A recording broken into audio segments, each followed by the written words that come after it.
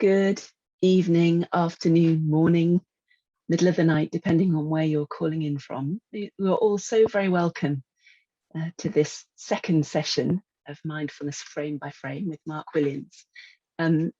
Before I introduce Mark and hand over, as ever, I can see some of you are doing it already. It would be lovely if you could just put into chat where you're dialing in from today, and also perhaps whether you are here for the first time or whether perhaps you were here last week for the session.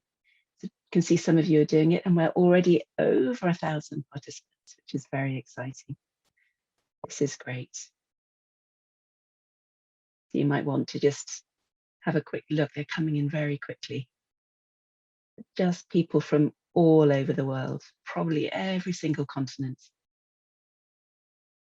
That's wonderful. So do keep on putting your location, your hellos, and I'll just say a few words before I hand over. So first of all, you're all incredibly welcome.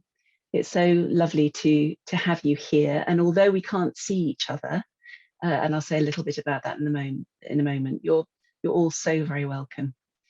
So really do take a few moments to arrive, just to land and settle wherever you are. And just to say a few bits of technical information, really. Because we're using a webinar format, and we're doing that because just the sheer numbers of people attending this evening are so large that this is the only format that will work for us. So apologies if you're used to these sessions where we can all see each other. It is a real shame, but hopefully we get a sense of the community through these chats, and you'll also be able to say goodbye to each other as well at the end. So I hope that's okay. We are live. This is very much live. And the format will be as follows. So Mark will lead the session in a few moments, and then there'll be an opportunity for questions and answers at the end, probably about 10-15 minutes before the end. So although you won't be able to use the chat during the session itself, you will have an opportunity to use the Q&A function to ask any questions you like. There'll be lots probably, going by what happened last week, but we will try to group them as themes and answer as many as possible. And possibly if we can't manage that, we may well add them on to the next session so we can address them then. Likewise, if you would like some help, whether you need a little bit of support or technical assistance, you can use the Q&A, but please make sure that you address it straight to the panelists, so that the team here, the team of lovely mindfulness teachers and OMC teachers, will be able to support you. The session is going to be recorded, and for those of you who were here last week, you should have received a link to last week's session, and you will receive one again this coming week. So hopefully we'll have that done for you in the next day or so. So just to really take note of today's session, the title is The Pause, Befriending and Gathering the Scattered Mind. And when I realized that was the title for this week, I did have a little ponder, a little think about this word mind and how it's so very common in everyday language. So I did a little bit of checking out, a little bit of searching, and I found the following common phrases involving the word mind. So have a listen to this and see what you notice. Are you out of your mind? At the back of my mind? Make up your mind? Blow your mind? Cast your mind back? Caught in two minds? Change your mind? Comes to mind? Cross your mind? Lost my mind? And of course, on my mind, or always on my mind, which I'm sure you know was a very popular pop song. Brenda Lee in 1972, Elvis Presley in the same year, Willie Nelson in 1982, and Pet Shop Boys in 1987. Just thought I'd put that one in there. But you'll notice how each of these phrases has a real energy to it, lots of action, lots of position. And really, it's a lovely reflection of just how active the mind can be, and also how very scattered it can therefore feel. So with this, it has its own power.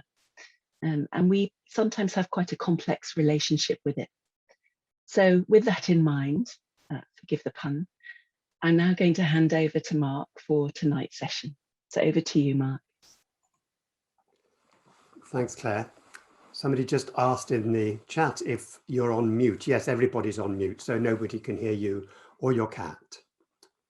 So let's just take a couple of minutes to sit and to feel our body on the chair or whatever position you're on. So letting your eyes close and coming to sit.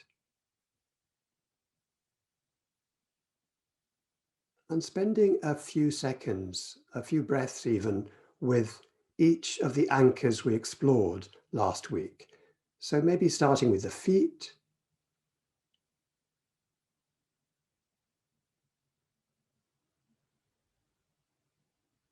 What sensations do you notice when your attention is fully in your feet?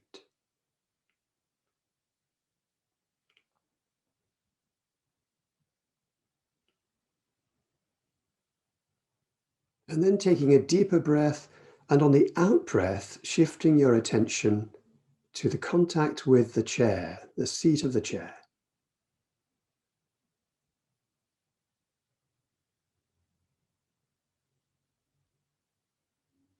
And seeing if there are changing, fluxing sensations coming and going here.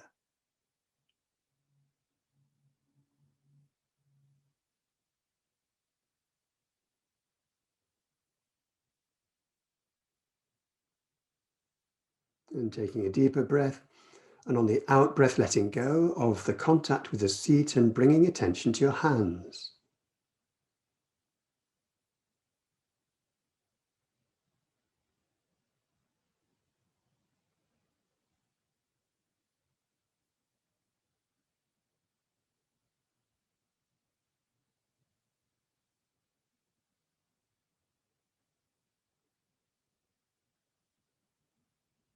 And then a deeper breath, and on the out breath, letting go of the hands and coming to one place where you feel the breath moving in the body right now.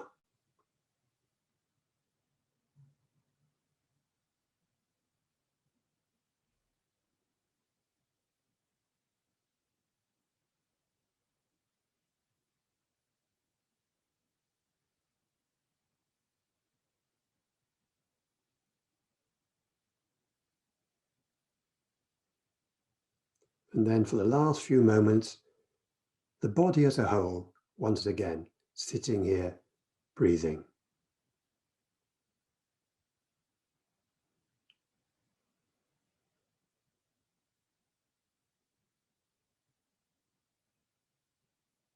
And then beginning to move fingers and toes and opening your eyes if they've been closed.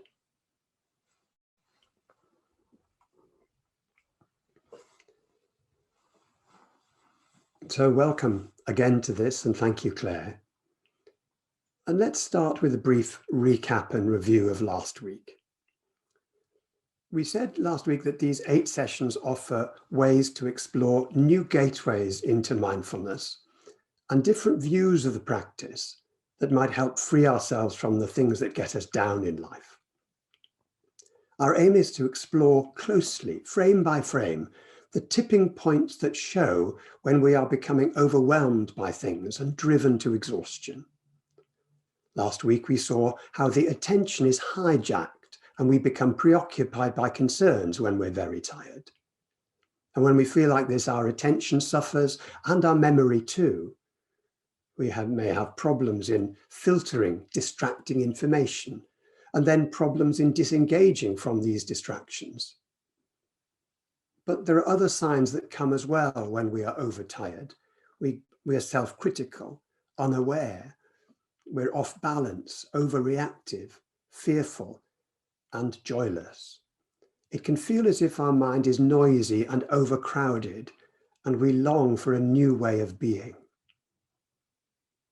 But we also saw that we can become so concerned to change what we are that this just increases our sense of helplessness. So our aim was to explore how it would be to let go of trying to change the things about ourselves we don't like, but instead to turn on the light so that we could see what is going on. And from this clear seeing, this insight, more space, freedom, and choice might be revealed, even in the midst of the exhaustion. So last week we explored those different anchors we've just been visiting, the contact of the feet on the ground, the contact with whatever we were sitting or lying on, and the hands too, as well as the breath in the body. And if you've had the chance to explore these possibilities since our last session, you may have found that one of these became your preferred anchor, or you may have even been surprised by which one you discovered was most helpful to you, may or may not have been what you expected.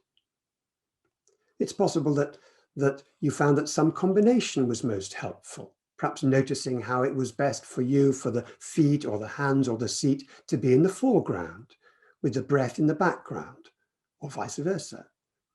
This is your choice and for you to explore. There's no right or wrong. And it can be really interesting to start your practice with this day by day without taking for granted which anchor will be most helpful for you that day. So we explore these different anchors because, as we said, sometimes we need more options for when we want to ground ourselves, especially when the mind feels very restless and distracted. But the spirit in which we do this finding of our anchor is also important. That's going to become a major theme this week. I heard a story of a couple who just moved into a new house. It was on the edge of a wild moorland with great views, so they were very excited. They began to decorate the house and tidy up the garden, which was strewn with stones and weeds. They had plans for where the flower bed would go and where the vegetable patch would go, and they set about digging and clearing. And the biggest stone to clear was right in the middle of the place they'd planned for flowers. It would need both of them to shift it. But even when they put a spade dug down one side, it wouldn't budge, wouldn't move at all. They scraped away more earth and gradually saw that this stray stone, as they thought, was actually an outcrop of the moor, the rock on which their house was built, on which they were now standing. They realized that if they were going to use this space, they were going to have to make a rock garden. Trying to change ourselves can be like trying to dig up that stone. We think that if we meditate hard enough or long enough, that we will get rid of the parts of ourselves we don't like. But what if the very thing we want to change is an inconvenient outcrop of a foundational aspect of the mind that we need to function effectively? Something that underneath is doing a lot of work for us. We'll come to other examples of this later on, but we already had an example last week when we focused on the way our attention is hijacked. We talked about being distracted by the flicker of a TV screen in the corner of the eye in a bar or cafe, or a looming object, or hearing your own name called across a crowded room. These examples of distraction from the outside show the importance of having, as part of the mind, a system that is sensitive to what goes on in the periphery. So even if we're focused on what's going on center stage, something in us is aware of what's going on around the edge of the stage.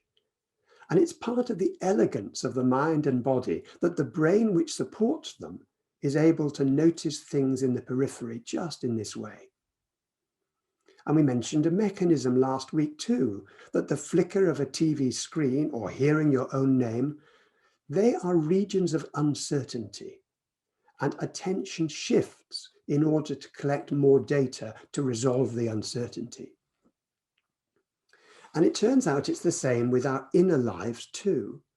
The same processes, using the same algorithms, you might say, applies in our internal data streams. So much of what we think of as distractions arise from going over the past to plan the future, intended actions not yet completed, unfinished tasks, unclosed files. They are uncertain. So just like the flickers in the corner of our eye, attention switches towards them and has the effect of reminding us of them. And what's more, unfinished business is generally more uncertain than the sensations from your breath or your hands or your body. So there's a natural drift away. When this reminding process is working well, it helps us organize our lives. It keeps track of our plans, appointments we've made, medicines we need to take, projects to advance. Our attention needs to be able to be captured by other things because this helps to locate us, to remind us where we are in place and time. If you have a friend or family with dementia, you know how terrifying it can be when the brain stops giving you these timely reminders and you lose a sense of where you are in the world. We may not like where our mind takes us when it keeps getting distracted by concerns, but the process underlying it can be respected and even celebrated because that process is doing important work for us every moment of the day. Why would it stop when we start to meditate? Finding good anchors for our attention is important. It helps to strengthen the attentional muscle so it can withstand the storms of anxiety or despair or exhaustion. But what if there are a way of reducing the intensity of the storms themselves? In mindfulness, we learn to do just this by changing our relationship with the very stuff that threatens to overwhelm us. What we can do to help build this new relationship is the theme this week. Before we come to this, let's take a breathing space. And again, as we did last week, feeling free to stand or stretch at this point if your body seems to need it, and coming to sit when and if you wish to. But otherwise, let's take a breathing space. So finding a posture, standing or sitting, or lying if you prefer, and noticing the posture. Noticing the weather pattern in body and mind as we sit or stand or lie here.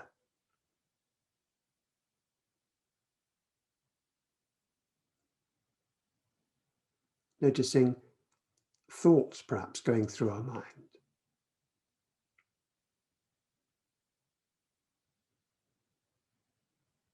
Maybe feelings, emotions.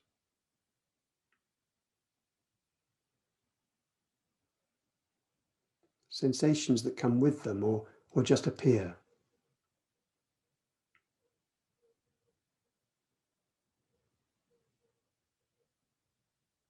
Noticing perhaps some that we're drawn to, others we would prefer to push away.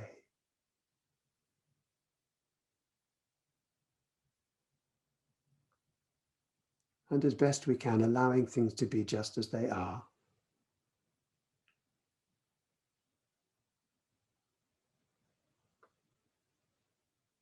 And coming to the second step of the breathing space now, to the breath or to any one of the anchors you've been practicing with. Feet on the floor, the seat on the chair, hands, or your breath. If you're standing, the feet on the floor. If you're lying, the contact with the mat.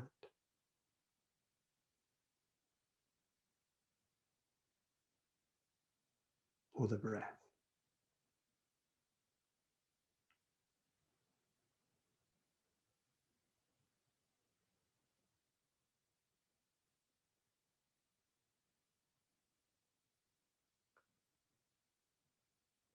And then the third step, expanding the attention from your anchor to the body as a whole. And seeing if it's possible to really feel the spaciousness of the body, sitting, standing, lying here.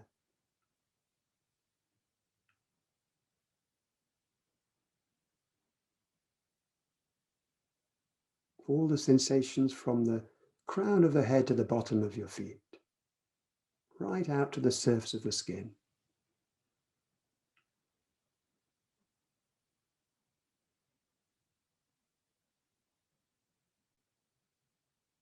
and as best we can, bringing this sense of spaciousness to the next few moments of our day.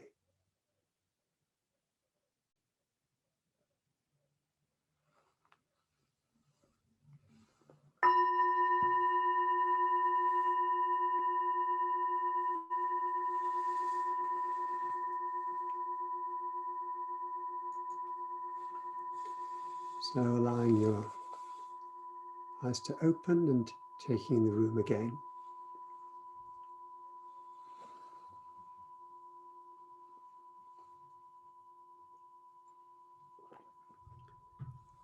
The theme for week 2 is taking a pause, befriending and gathering the scattered mind. So let's explore how we might go about this.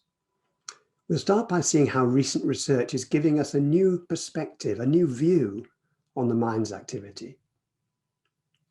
Learning about the brain starts for many students of psychology, as it did for me, by learning about nerve impulses traveling through the body. You start by learning about what's called the reflex arc, the fact that if we touch a hot object, the muscles of the arm contract to remove the hand without the nerve signal needing to go all the way to the brain. And starting by learning about this aspect of the nervous system is invaluable in helping understand how neurons and axons and synapses work, the structure of the peripheral and the central nervous system. But notice that it's all about stimuli and reaction to stimuli. The nerves do very little unless stimulated into action. And because peripheral nerves are passive, it was sort of assumed that the brain would also be passive unless stimulated into action. Curiously, although the past 3 or 4 decades have seen brain science revolutionized, scanning such as fMRI has become more and more efficient and valuable to understand the brain, this silent assumption of passivity, that the brain waits until it receives a stimulus, remained for a long time. And this was because the main interest of these experiments in the scanner was the processing that happens when a task, a stimulus is presented. You didn't hire expensive scanner time and then put people in the scanner, fold your arms and wait for the pictures to emerge. You have to get the participant to do something, some task, memory task, attention task, and all the control tasks you need to contrast it with to see where in the brain is lighting up. And then researchers noticed something. Between tasks, when the participant was resting, the brain wasn't. It was still active. It seemed to slip into what was sort of almost casually called the default mode. But the default mode isn't like when you put your computer or TV into sleep mode. It turned out that even when you're resting between tasks, the brain was highly active, with waves of activity in what then became known as the default mode network. This network continues working unless it is damped down by a task that demands more focused attention, at which point another network, helpfully called the task network or executive network, switches on. It had been the task network that most brain scientists were interested in until they started to see the significance of the default network. And they began to realize something really important, that the brain is like other organs of the body, like the heart and the lungs and the liver, always working. As neuroscientist Lisa Feldman Barrett puts it in her wonderful book, How Emotions Are Made, The Secret Life of the Brain, your brains, she says, your brain's 86 billion neurons never lie dormant waiting for a jump start. So what on earth is the default mode network actually doing in all this constant and unstinting activity? Well, the short answer is making predictions. It's looking for patterns and completing them through simulation, using information from both the distant and the recent past to build mental models of the world and what action should be taken.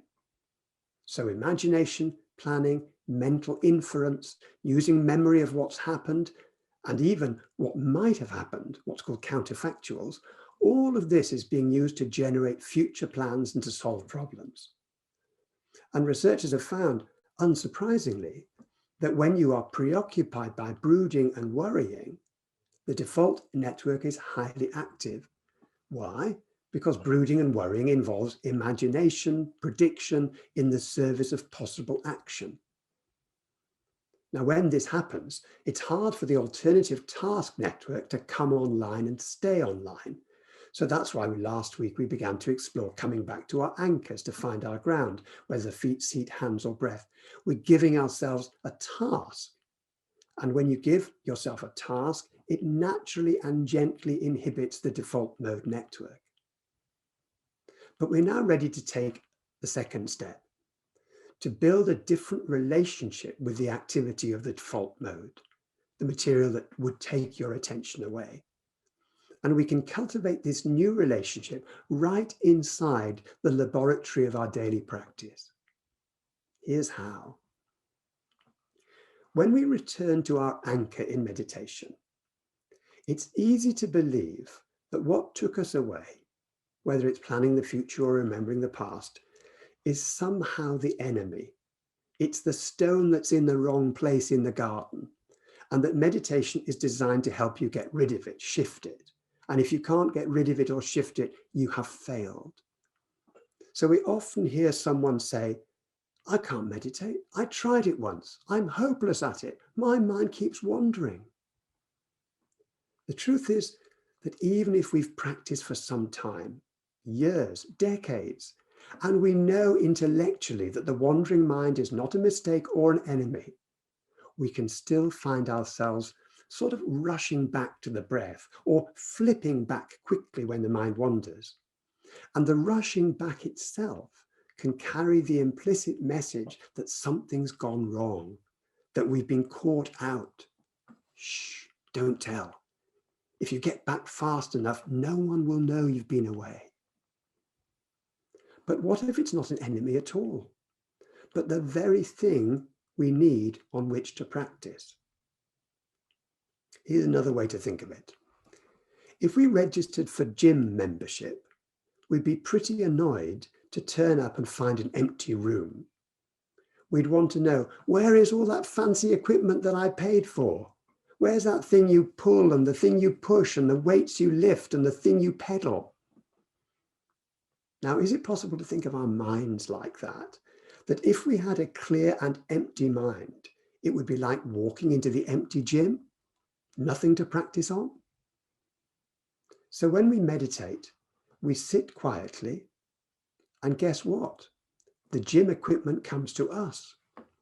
A thought, an image, a memory, a plan, additions to the to-do list, impulses to check or send messages, daydreams, broodings, and worries. Mindfulness training is not a clever way to get rid of these.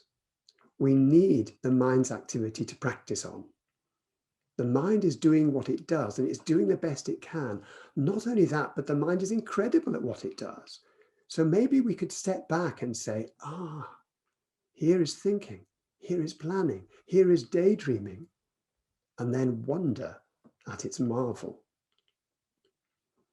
So we're not coming back to our anchors when our mind has wandered because a mistake has been made, but because by resetting to zero again and again, there's a chance to see it moving away again and again.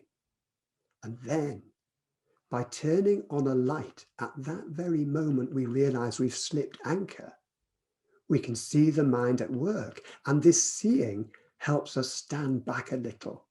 We call it decentering, this standing back, and cultivating a different relationship with the mind based on befriending the mind, a relationship that turns out to be both the foundation and the fruit of insight.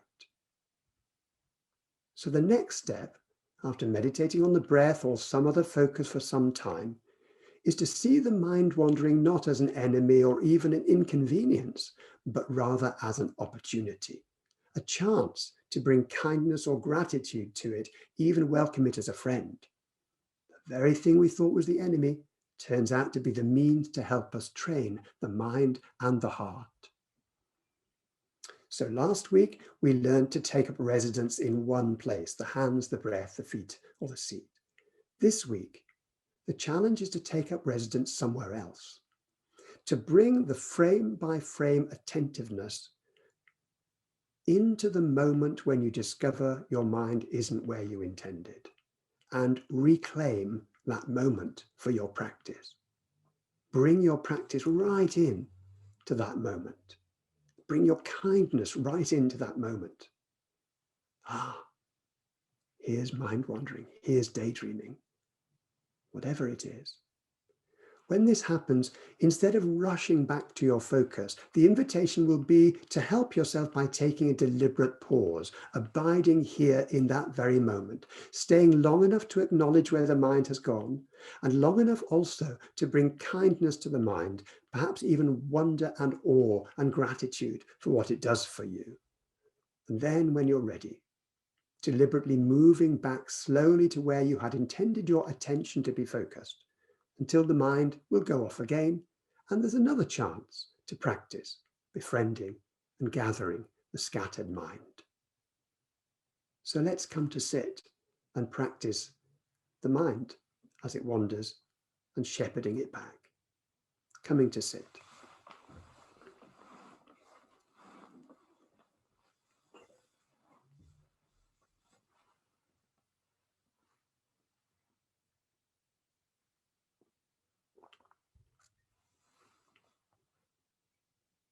And bringing our attention first to the sense of the body sitting here. Contact of feet on the floor.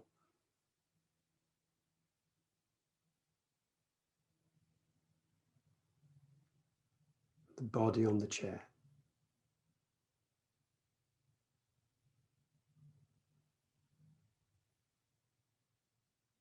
Hands on the lap.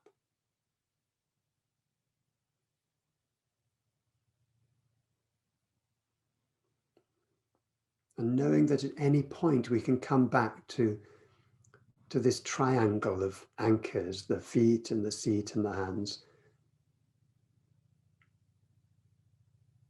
coming to the breath. One place where you feel the breath moving now.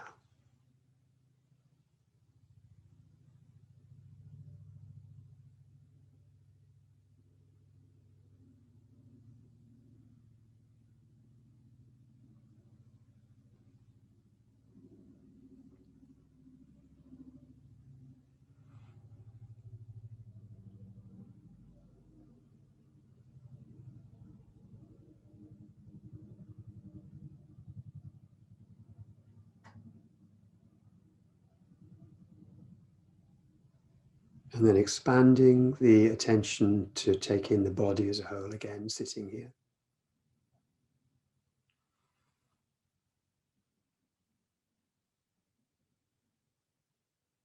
And if you choose, you might like to take yourself through a body scan, maybe just spending 1 or 2 breaths with each region of the body. Starting perhaps with the feet. If you prefer to start at the top, that's fine too. Just 1 or 2 breaths with each major region of the body, from the feet up or the head down, taking about a minute, minute and a half, in your own time, breath by breath, to visit each part of the body in turn. No right or wrong way to feel.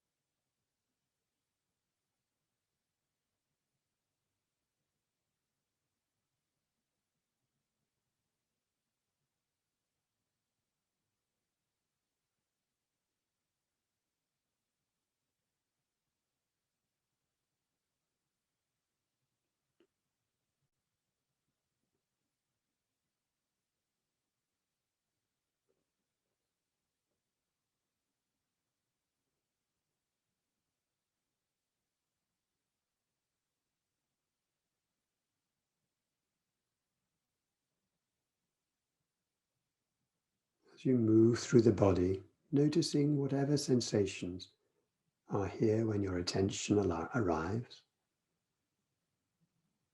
You may notice pleasant or unpleasant, or they may be neither, just noticing that as well.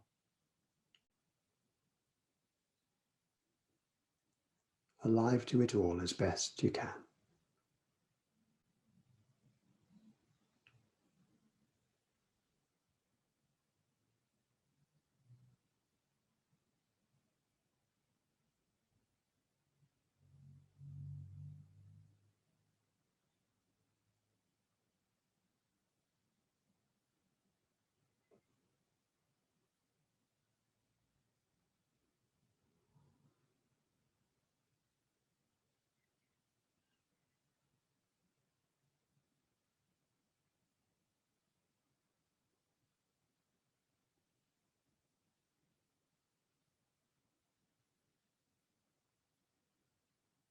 And if and when you finish the scanning of the body, coming to the breath,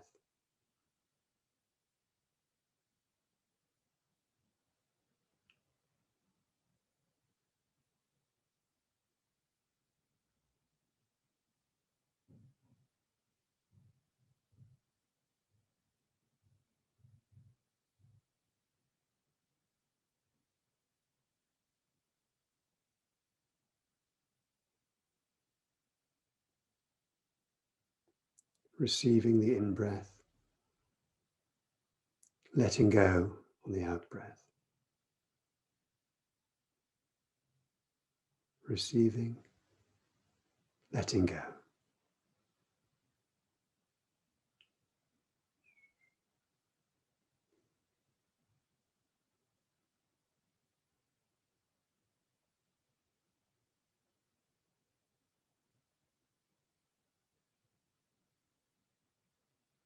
From time to time, you may find that the mind wanders away from where you had intended it to be. And when that happens, instead of coming back to the breath or your chosen focus immediately, taking a deliberate pause, noticing where the mind had gone, maybe even saying to yourself, here is daydreaming, or this is thinking or planning, whatever. And taking just a moment, maybe a couple of breaths to wonder and marvel at the mind, or cultivate gratitude for the mind. Some sense of kindness, before then coming back slowly, back to where you'd intended the mind to be.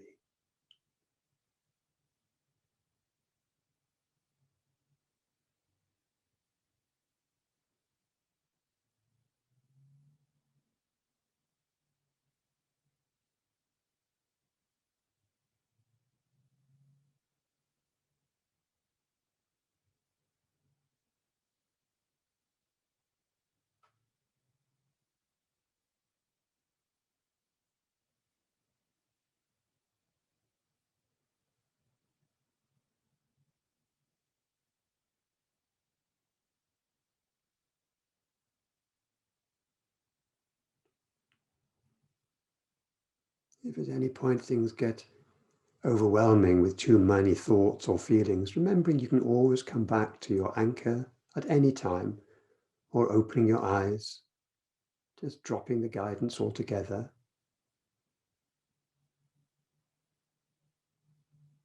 Deciding if you want to come back or just leave it for now.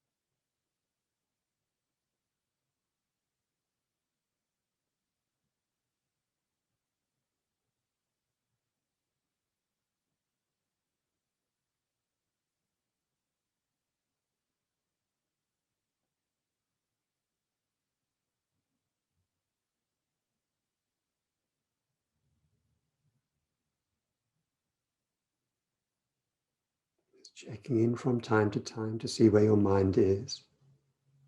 And if it's wandered away, an opportunity to notice where it's gone, acknowledging it,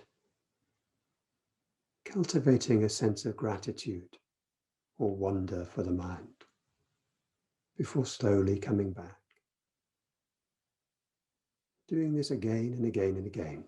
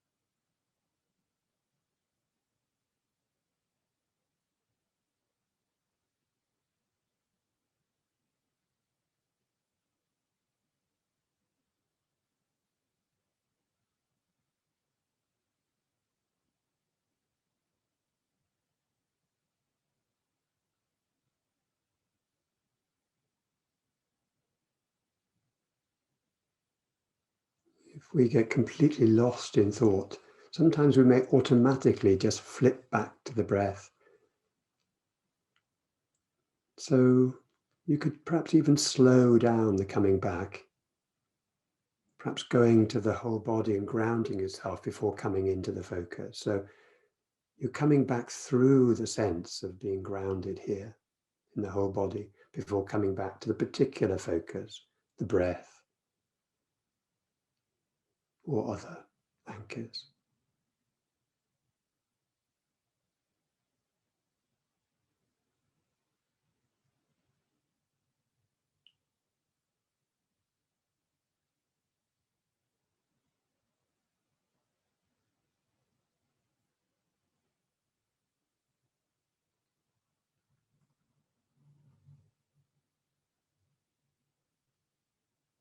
And for the last few moments of this sitting, coming back to the body as a whole, sitting here. This body breathing.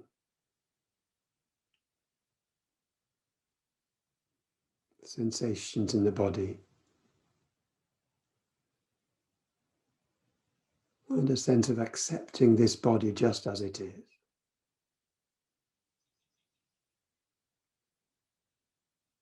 And a sense of accepting ourselves just as we are. Already complete. Already whole.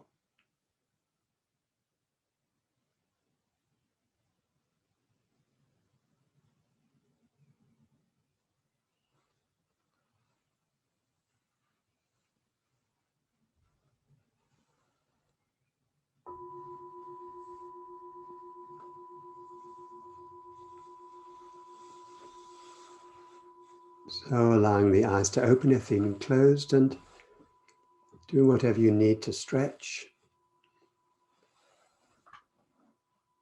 Taking in the room again.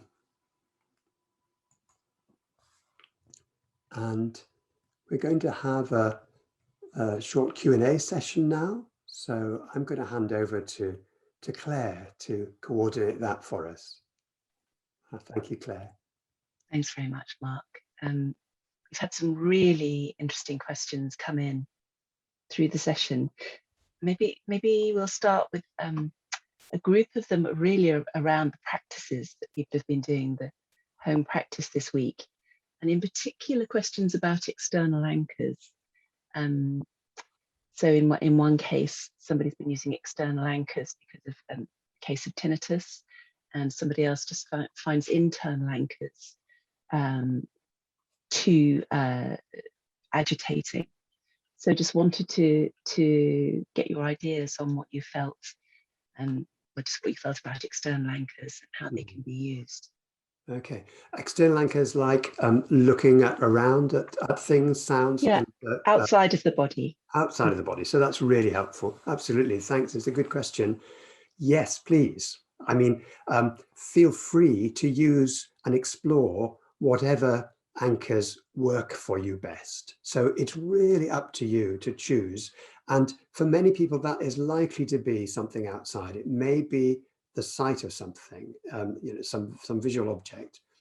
Traditionally, people have focused on an object, a bowl or a candle or something that is able to hold their gaze and hold some interest, and that's the task. Remember, the intention here is to give yourself a task that naturally damps down, without having to push away the default mode activity of the mind, all this imaginative stuff, to actually focus on something, give yourself a task to do. And that can be outside or inside. And with tinnitus, that's interesting. I mean, because somebody actually said during the week how tinnitus meant that they felt music was helpful for them, or sort of binaural sound, and that's fine too. Remember that there's no sense of prescription here. We are the #1 experts on our own bodies and minds. So feel free to explore and notice what is happening here. We're giving ourselves a task, and we're making the best chance we can at anchoring ourselves. And then what we've done this week is saying, okay, we anchor ourselves so we have some place to come back to, but also we will be relating differently to the stuff that comes in. That's great, thank you. There are quite a few people asking about that, actually. And then another one, a really interesting series of questions about telling the difference between something that can be sat with and should be sat with, and something where you need to take other action. I'm just going to read out one in particular. How can we see a long-standing health difficulty as something not to change, like the rock in the middle of the garden that you mentioned? Yeah. It's really hard. It's really hard. And it's hard because it's easy to make this sort of guidance into a sort of platitude, into a sort of, oh, it'll be all right, just accept it. What we are saying here is that there are all sorts of things that can't be changed, at least now, and all sorts of ways in which the thing we can't change gets surrounded by thoughts and feelings and impulses which cling to that like limpets on a rock.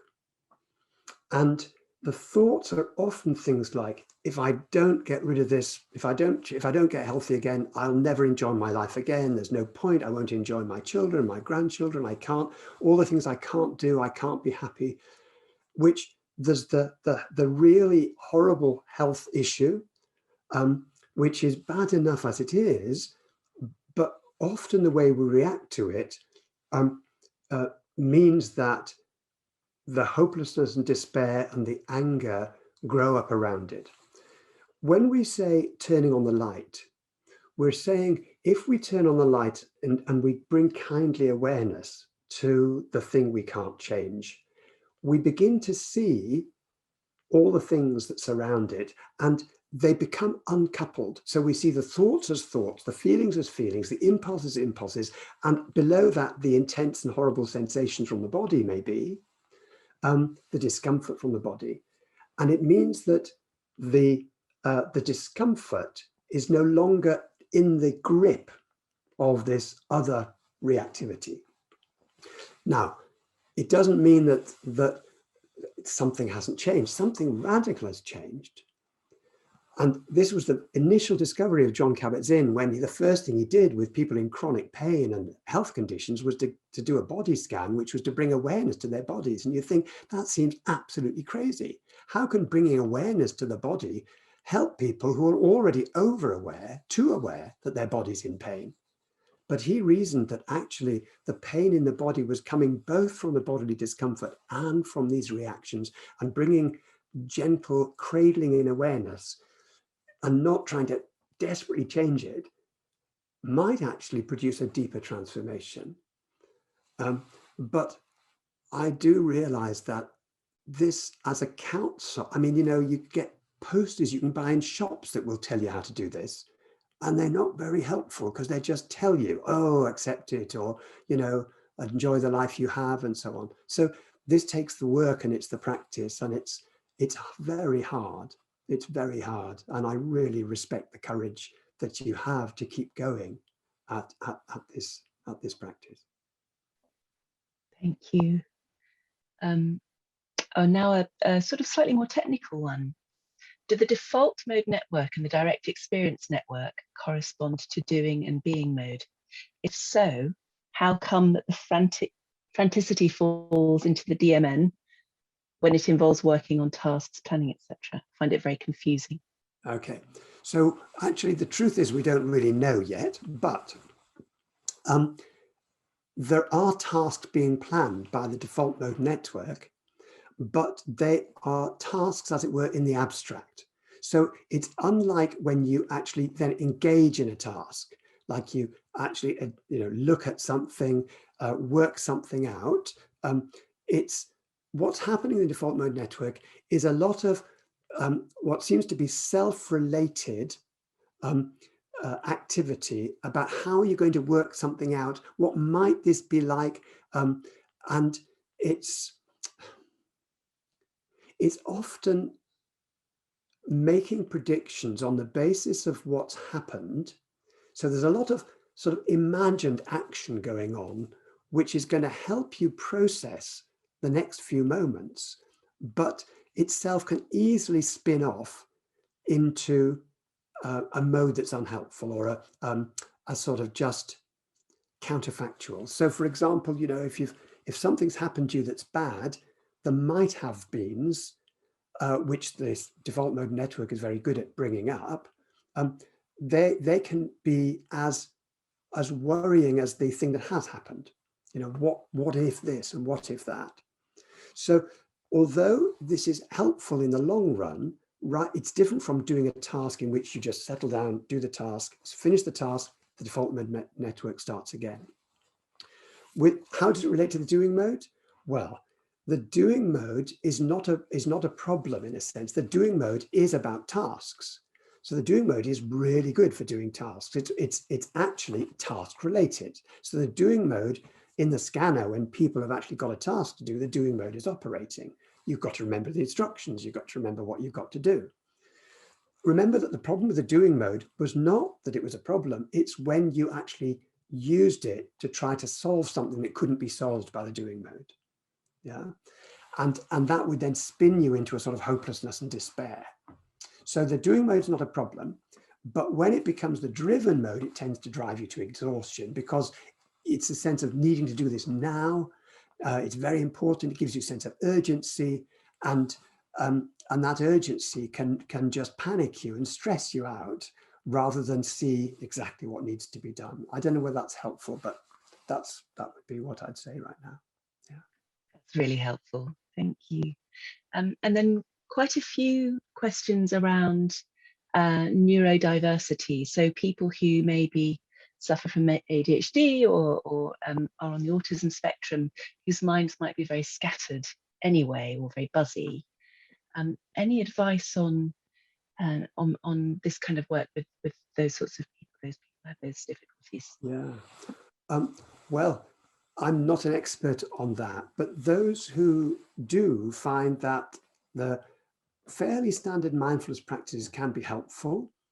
Susan Bergel's work in Amsterdam on ADHD and autism spectrum adolescents there, and teaching the parents as well. That's critical, actually. As Nirbhay Singh, he's the editor of the journal Mindfulness, and he's done lots of work on mindfulness with people with various very severe learning difficulties or severe mental health problems. And he finds two things of interest. One is that the simple soles of the feet meditation is really helpful for people who have either a learning disability or ADHD, or something that means that long instructions aren't particularly useful. And so I think just putting your putting your attention in the soles of the feet and keeping it there. And he's worked with people who have anger problems, and his instruction to them is, whenever you feel yourself getting het up, just at that moment, put your attention in the soles of the feet until you feel things have changed a little.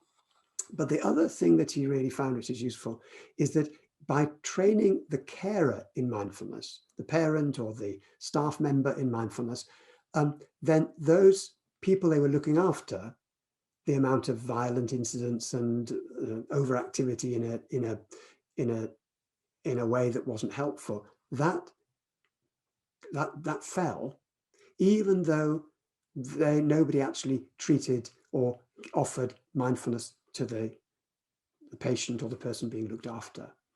So the sense of, so I think what Susan Bergel says, train the parents as well as the adolescents, train the families as well as the person who's being presented as a problem, that itself can be very transformative, I think.